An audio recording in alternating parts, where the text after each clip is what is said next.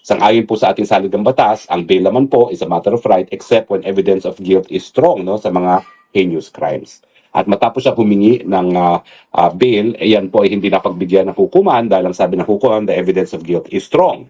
Ano ba ho yung mga ebidensya laban sa kanya? Well, kasama na po dyan yung positibong identification ng mga biktima ng kidnapping ng mga Filipino-Chinese na kasama nga si Ramil Madriaga, kasama yung kanyang pinsan na nangidnap sa kanila at iba pang mga physical evidence gaya ng mga text messages, no?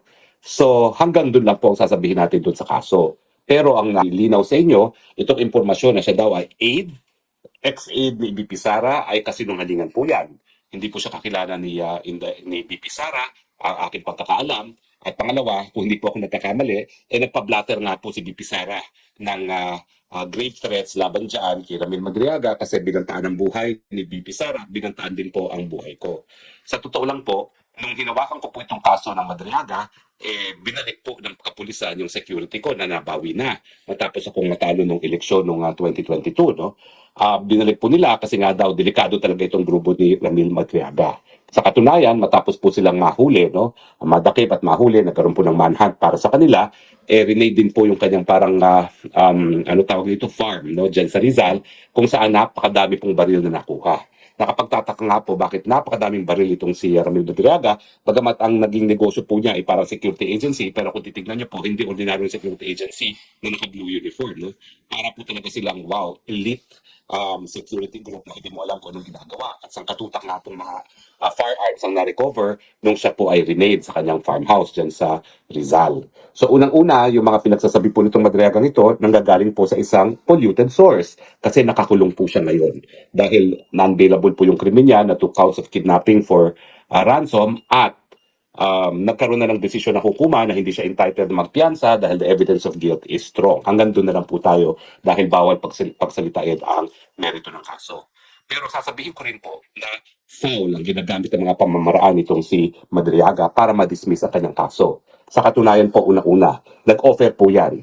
Ginamit ang isang common acquaintance namin ng, kundi po ako nagkakapali, para 5 milyon sa akin, yung mga panahon na yon, para ibenta ko yung kliyente ko at ipa-dismiss ang kaso. Hindi naman po ako ganun tao. In fact, lalo akong suhulan na ganyan, lalo ako nabubusit. Kasi ako medyo mayabang ako eh. Yung aking mga ninuno naman, nagnegosyo, naghanap buhay ng matino, at iniwan naman po ang sapat-sapat na biyaya sa amin para kami mabuhay ng komportable.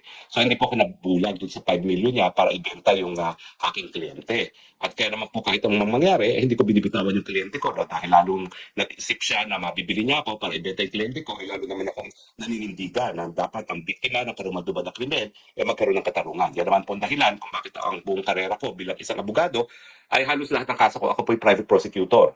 Dahil ako rin po ay palaki ng isang public prosecutor. Gusto ko sana maging public prosecutor, kaya lang talagang hindi sapat ang sweldo niyan. Kaya ang buhay ko, buong buhay ko, private prosecutor, except for one time na yung kliyente ko na dating Vice Governor at Provincial Administrator ng Masbate ay nadepensahan ko successfully sa Sandigan Bayan doon sa tinatawag na voucher scam. Once lang ako naging defense counsel sa buong buhay ko at 35 years of practice na po ako. Puro private prosecutor talaga ako at saka international arbitration. So, bukod doon sa panunuhol sa akin, ano pang ginawa ni Madriaga? Abay, ang ginawa po niya at dokumentado ko po yun ay file siya ng separate kaso doon sa isang lupa sa Bataan na binili ng isang kumpanya na meron din akong interes at inakusa kami na kami daw po ay mga land grabbers. Na-dismiss na po yung kasong yan ng DARAB. No? Pero meron din silang kaso sa ombudsman, hindi ba pinapansin ng ombudsman kasi ang ombudsman, gagalaw lang naman sila sa mga kaso na mayroong prima facie case. No? Ang kaso kasi na sinampa nung di umano, dinan-grab namin ay sinasabi na pineki ang pirma. Samantalang established naman po na kumarap siya sa notaryo at saka pirma niya yon ay may mga larawan pa nga po na siya ang pumirma dun sa kontratang yon. So nagtataka po ako kung bakit ngayon sinasabi niya na land grabbing daw yon. But in any case, wala po akong direct involvement sa kasong yon dahil hindi naman ako pumirma ng kahit anong kontrata doon sa kasong yon. No? At gaya ng aking sinabi, dinismiss naman po ng DARAB yang kasong yan. Bagamat itong si Ramil Madriaga ay, nagbayad po ng mga vloggers na sinasabing ako daw po ay land grabber, kaya naman namin na-booking siya kasi yung isa na nagtanggap na biktima, nakita namin sa isang larawan na kasama niya sa isang pagtitipon, no? Pero yung babaeng yon ay nagpanggap na biktima. As in, officially, nagpanggap siya na biktima, pero kung hindi namin nakita yung Facebook picture ng babaeng yon, hindi namin malalaman na talagang kaibigang matalik pala yan ni Madriaga. So, ganyan po ang kanyang mga pamamaraan. So ano ngayon ang ginagawa nitong Madriagang ito? Obviously, siya ngayon ay nagpresenta sa mga bangag na maging di umano whistleblower labang kay VP Sara kapalit na ipapadismiss ang kaso niya. Alam niyo malungkot, napaka-advanced na po ng kasong yan. Kung hindi po ako nagkakamali, hindi naman ba naging testigo namin dito sa kasong ito at isang testigo na lang po ay magre-rest ng prosecution. Kasi magaling po yung judge dyan eh. Doon sa petition for bail, sa loob ng 10 araw ata, napakabilis ng panahon na yun, talagang sa pinapresenta ang pinakamalalakas ng mga ebidensya namin. At kung hindi ako nagkakamali, hindi naman bababa sa 8 testigo ang napresenta ko sa loob ng 10 araw lamang. No? Sana nga po lahat ng judges sa Pilipinas, gaya ng judge namin. No? At matapos yung mahigit kumulang 8 testigo, ay nagdesisyon nga na malakas yung ebidensya at hindi po pwedeng mag-bail. No? So, in any case, ang sinabi niya siguro dito sa mga bangag administration, sige, idadawit ko si BP Sara kapalit na ipadismiss niyo ang kaso ko. Paano nila mapapadismiss? Nako, yung private complainant po, mga Filipino-Chinese, kung ano-ano pong nangyayari, na-raid ang kanilang negosyo, na sa tingin ko naman, yan ay isang pamamaraan para mag-pressure siya na pumayag na ma-dismiss ang kaso laban dito kay Madriaga. Sa akin, bakit naman po ganito? Mantakin niyo po, heinous crime ang nangyari. Dalawa, hindi isang Filipino-Chinese sa mga kabataan ang kidnap. At talagang mahigit 10 araw pa po ang nadetina yung mga bata at nagbayad po ng ransom yung mga magulang. No? At mabuti na lang po, nagkaroon po ng bypass, yung dun sa pagbabayad ng ransom ay nagkaroon ng operasyon at doon nahuli nga po yung mga co-accused ni Madriaga, no? Kasama na yung first cousin niya. At actually po, may mga namatay dito. 2 kidnappers sa pinaghihinalaan ang napatay po, doon nagkaroon ng putukan, at isang pulis. Naku, nakakaawa po yung mga batang pulis, batang-bata, no? Na pulis na taga Mountain Province, kung hindi ako nagkakamali, artistahin pa naman, no? So 3 po ang namatay doon sa operasyon para ma-recover yung 2 Filipino-Chinese. Bakit naman ganitong karungaduman ang kriminal neto? Bakit papayagan ng kahit sinong administrasyon na ma-dismiss kapalit lamang para idiin ang kalaban sa politika na si Inday Sara Duterte? No? So tingin ko po, desperado na talaga itong administrasyon neto at binababoy na pati ang sistema ng katarungan natin. Hindi ko po alam kung mape-pressure yung mga magulang ng mga kabataang ito para i-dismiss ang mga kaso. Sana naman po hindi. Pero sa mga balitang nalalaman ko po ngayon, at ang pakiusap nga niya, wag na ako magsalita daw dahil baka lalo silang ipitin, nako, baka nga po at some point bubigay, wag naman po sana dahil pag napalaya na naman itong mga ito, baka kung ano na namang krimen ang mangyari. Alam niyo po, sa katunayan, bago pa sila makasuhan dito sa kasong ito, na-convict po itong Madriagang ito for kidnapping, kasama din yung pinsan niyang buo. Kaya lang po, dahil yung mga panahon na yon, merong automatic death penalty, ang parusang napataw po ay death. At during the automatic review, kasi lahat po ng death penalty subjected to na automatic review, na-reverse po ang desisyon. Siguro po, naisip na hukuma na kahit sino hindi dapat mapatawan ng parusang kamatayan, no? Kaya sila ay naabsulto. Pero nakulong na po yan, na-convict na po yan, kaya nga lang po, na-reverse on automatic appeal dahil death yung naging parusa.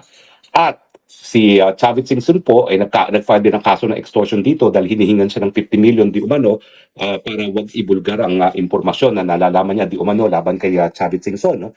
Pero hindi po siya inurungan ni Chavit Singson at sinampahan din ng extortion case. No? Hindi ko lang po alam kung ano nangyari dyan sa kasong yan. So yan po ang karakter na ngayon ay nagpipresenta na ADVP Sara na di umano ay tumanggap ng pera para kay BP Sara. Take note po, no, sa kanyang sinupang salaysay, wala naman po siyang sinabi na diretso niyang binigay ang kahit anong pera kay BP Sara.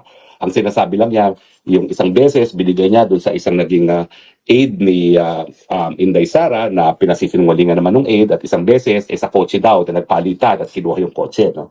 Pero alam niyo po, ang impormasyon para mapaniwalaan, dapat kapani-kapaniwala at dapat nanggagaling sa tao na kapanipaniwala. Kung ikaw naman ay nakakulong ngayon para sa 2 counts of kidnapping for ransom, minsan ikaw ay na-convict na for kidnapping with ransom din at kinasuhan pa ni Chavit Singson ng extortion, bakit naman niyang paniniwalaan?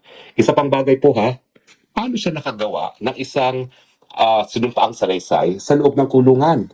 Alam nyo, pangalawang beses na niya ginawa yan. Kasi doon sa kabahagi ng depensa niya, siya ay gumawa ng sinumpaang salaysay na sinumpaan ng isang piskal habang siya ay nasa loob na ng kulungan.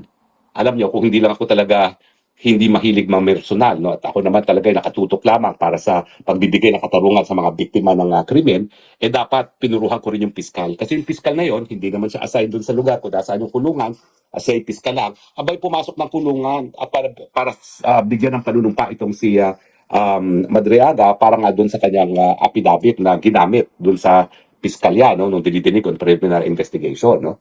So sa akin, irregular po talaga yung ginawa ng piskal, kaya lang, bakit naman ako magsasampa sa mga kaso ng mga ganyan, no? Sigurado po ako dyan, merong dahilan kung bakit pumasok sa kulungan yung piskal na yon para bigyan ng panunumpa si Madriaga, pero pinasa Diyos ko na po yan. Dahil anyway, hindi na makapanipaniwala yung mga sinabi niya doon sa affidavit na yon, no?